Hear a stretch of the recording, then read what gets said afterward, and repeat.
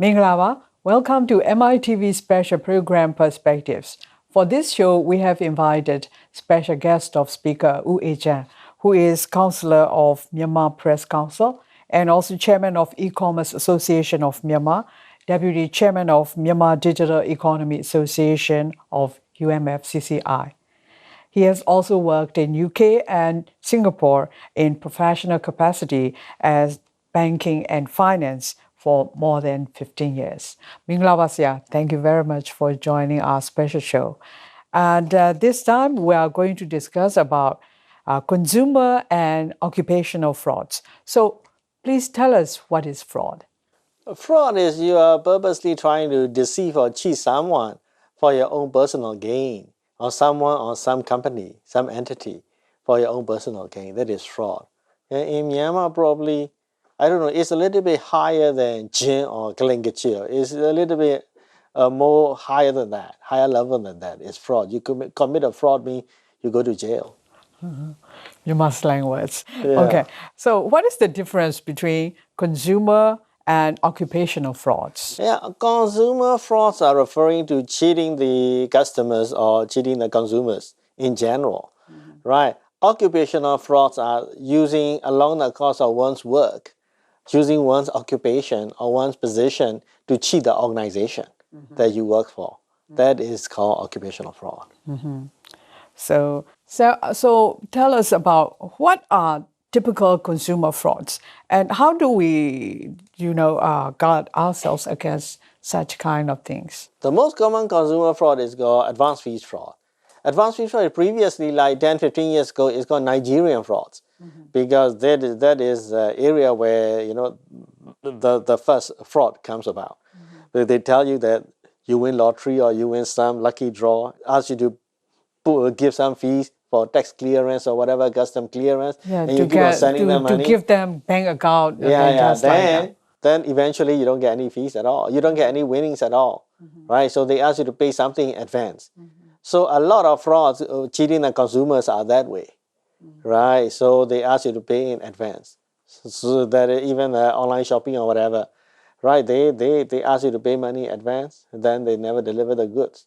So that is also a consumer fraud. And the second one is identity theft, where they use your ID to commit fraud and cheatings and to apply for loan on your behalf that actually is not you. Yeah, that type of thing. So that is an identity fraud. And the other one is, modern technology-related type of fraud that is also getting common in Myanmar as well. There is a banking-related fraud, where, they get your password, they get your ID, maybe mobile wallets, right? So then they can take your money out. Yeah, so that is also defrauding the consumers. So the second part of your question, how do we guard ourselves against this type of fraud? The first thing is don't be so greedy, right? If it's too good to be true, like let's say, Papa, you win lottery. Oh, then you got to judge yourself. Don't be so happy how likely it is for you to be winning lottery. Yeah. There's higher probability that you'll get hit by a car than winning lottery. Right, so probability of winning lotteries or lucky draw is very little. So it's unlikely that that's unlikely that it's going to be true. And plus, whenever you have to pay money in advance, you have to be very, very careful. You got to know the person. You got to check the person out. You got to know the other side, right? Before you commit yourself to paying the money. Even the business partners who know each other for quite long, they even cheat each other. They can even still cheat each other. So that means, once you pay money in advance, you have to be very, very careful. So that's the only way to protect yourself. You only pay in advance only if you know the other side. So if you follow that, you get cheated less. So we have already discussed about the consumer fraud. So what are the occupational frauds? Well, occupational fraud, since last time I mentioned the definition, it is you are using your position in the organization to defraud the organization itself. But obviously, if you're working for the government, you're trying to defraud the country and the government, right? So there are three typical occupational fraud. The first one is an asset misappropriation, which means you take the company property as if it's your property. That is asset misappropriation, right? Even as small as a whole bunch, you bring it home, that is asset misappropriation, right? Because that is technically it's not your property; it's a company's property, or it's a ministry property, it's a government property, not yours. Yeah, so that's the first thing, asset misappropriation, or even the selling the asset as at a lower rate than the market rate. It is also a form of misappropriation, right? Because let's say you are getting the land from the ministry as a very below the market rate. That is a misappropriation of that property. Yeah, because it's a wasting of the government resources. It's a crime. Yeah, the second one is a corruption. Corruption, as you know, because so many people have been found guilty of corruption and were in jail. Some of the ministers even. Right, so that is the corruption is like corrupt is being corrupt. Like you're not following for example, when you're sourcing for construction or whatever other things, you don't call for tenders as required by the government notifications and all these things. Yeah, that is a form of corruption, right? And the third one is a financial statements fraud, where you you created the financial statements that are not true and fair. So people act on these statements, right, to invest or not to invest or to make certain decisions. Yeah, so you say, you see the figures are so good, the viewership figures are so good, then we should invest on this show again. But the thing is, it's not true. The figures, then there's a form of occupational fraud as well. Thank you. So we have consumer frauds and also occupational fraud. So occupational fraud is more serious.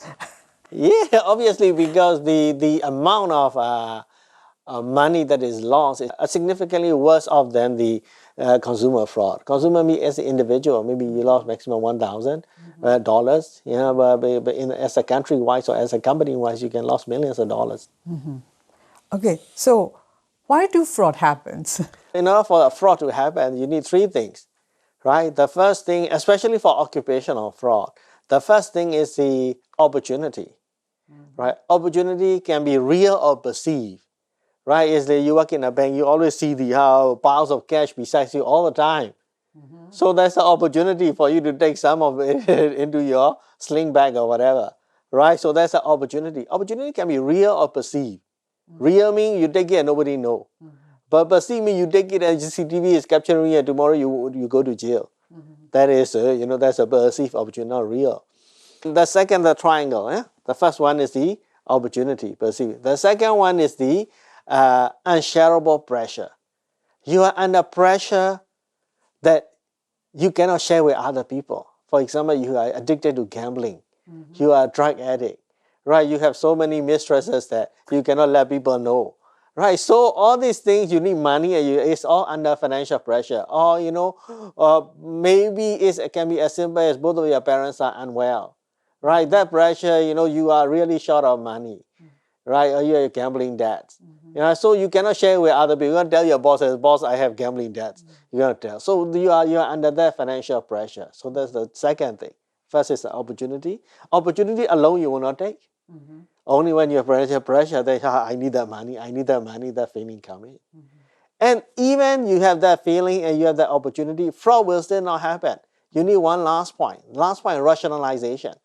What is rationalization is because when you're taking things from that doesn't belong to you, just now I give you a simple example, you have a pile of cash, you work in a bank, right? That pile of cash doesn't belong to you. It either belongs to a customer or the bank, right? You're not supposed to take it, right? So you may have the opportunity to take, you may have the gambling or whatever, mistrust pressure to take, but you need the last point because you are not doing the right thing. So you need to rationalize. How do you rationalize? Oh, the bank has lots of money. If I take like 10 lakhs, the bank will not realize and rationalize. Plus, I have given lots of service to the bank. I always work overtime. The bank pay me very little. So that's the rationalization because you need to make yourself feel good to commit that crime. Right? Let's say, the government is paying me so little. That's why I have to take. That is the rationalization. Yeah, without the rationalization, you are not mentally prepared to commit that crime.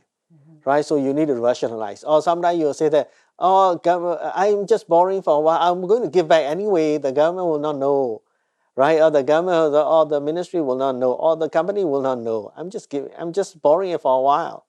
Or he may even rationalize it like, oh, I'm helping my sick mother, right? After it's for a good cause. That's why I take. But whatever it is, when these three things combine, yeah, so there'll be fraud. This is occupational fraud. Yeah. So the consumer fraud. Oh, consumer fraud is simply, you just want to for cheat greed, people. yeah. Yeah, you're greedy and you just want to cheat. Yeah.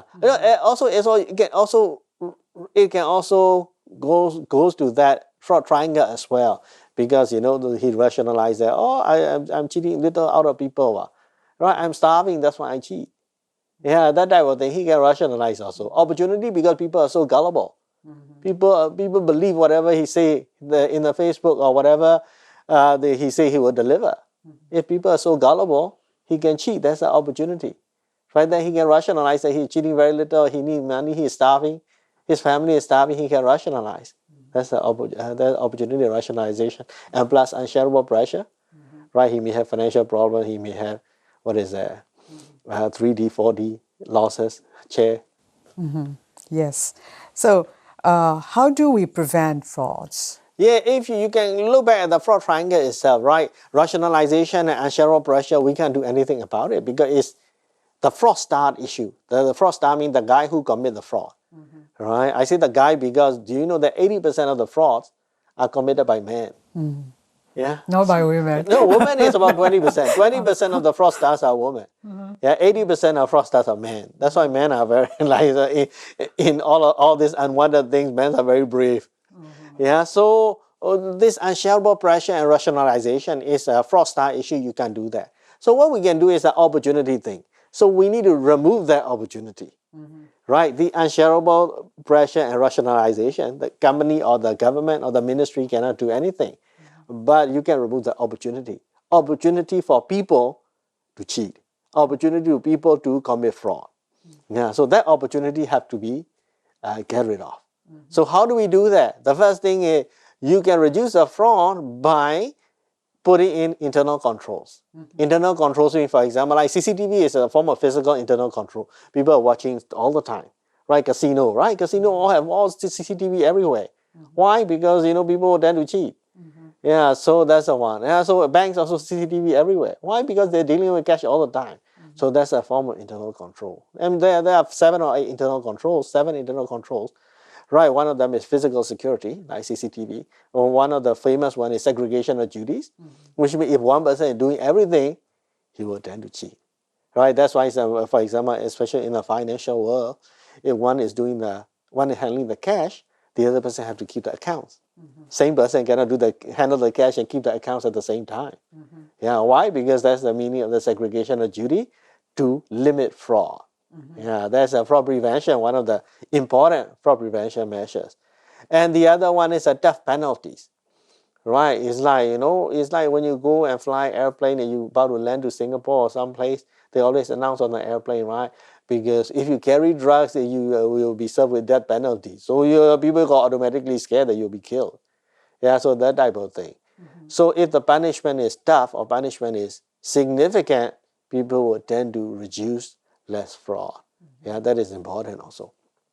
And the other one is, you need to know some of the fraud red flags and some of the behaviors of the fraudsters. Fraudster means some people who are committing fraud. And just now, as I mentioned as an example, 80% of the fraudsters are men. Right? And plus, fraudsters, typically they are complaining people. People who commit fraud, they always tend to complain a lot. Why? Because that's a form of rationalization. Oh, this company, they didn't treat me well. This company always asking me to work overtime a lot. Right? By complaining, he's rationalizing why he should get something back from the company. So that type of thing. And another behavior, fraudsters are typically spenders. Right? Because they know that eventually they will get caught. So before they get caught, what do they normally do with the ill-gotten money or things? They have to spend, buy things, buy jewelry, buy car, buy new car. Yeah, so that's how you can observe. If you notice somebody who is spending a lot, who is complaining, who is also male, and at the same time, fraudsters, they tend to work hard. Why? Because fraudsters typically they work really hard. Why? Because if they don't work hard, they normally don't take leave, fraudsters, based on the statistical evidence. Why? Because if they take leave, somebody will do their work. Right? If somebody do their work, what will happen? Their fraud will be exposed. Yeah, that's why fraudsters they don't normally take leave. That's why in the banking industry, the banks always ask people to take at least 7 to 10 days of consecutive leaves, so that somebody will be coming and doing your job, and you'll be found out if you are committing fraud. So banking sector, they can take leave consecutively, yeah? Yeah. It's a regulation. Yeah, for example, in Singapore, it's a Singapore Central Bank regulation that the banks must force the employees to take like 7 to 10 days of consecutive leaves. Yeah, there's a fraud reduction technique. For our civil servants, they also have some kind of arrangements for public holidays. But for our round the clock, we also have a Broadcasting. shift duties. But we don't have, sometimes we have a chance to miss the holidays. So it's not the same, yeah? Yeah, Not the same, and not the same environment. Yeah, obviously, it also depends on the level of likelihood for the fraud. For example, when you're in broadcasting, doing broadcaster like yourself, there's a lesser chance of you to commit fraud rather than a bank person where you're dealing with cash all the time, every day. So work nature, the difference, Yeah, it correct, depends. Yeah. Okay. So thank you very much for interesting topics, consumer and occupational frauds. You have been watching MITV special program Perspectives. Thanks for joining us.